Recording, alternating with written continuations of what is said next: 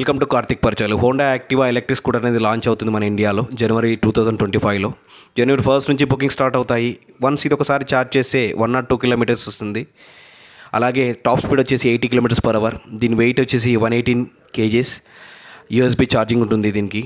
అలాగే దీని maximum power వచ్చేసి 6 kW.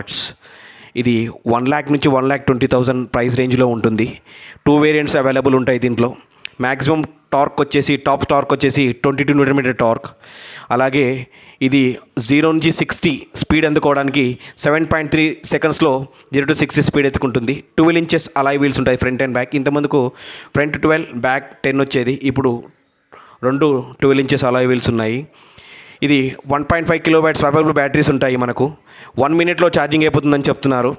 ఛార్జింగ్ స్టేషన్స్ ఎక్కడైనా ఉంటే ఈ బ్యాటరీస్ అక్కడ తీసి పెట్టి వేరే బ్యాటరీస్ అనేది మనం ఇన్స్టాల్ చేసుకొని వెళ్ళిపోవచ్చు. ఆ ప్రాబ్లం అనేది లేదు. ఓకేనా ఫ్రెండ్స్, థ్యాంక్ యూ.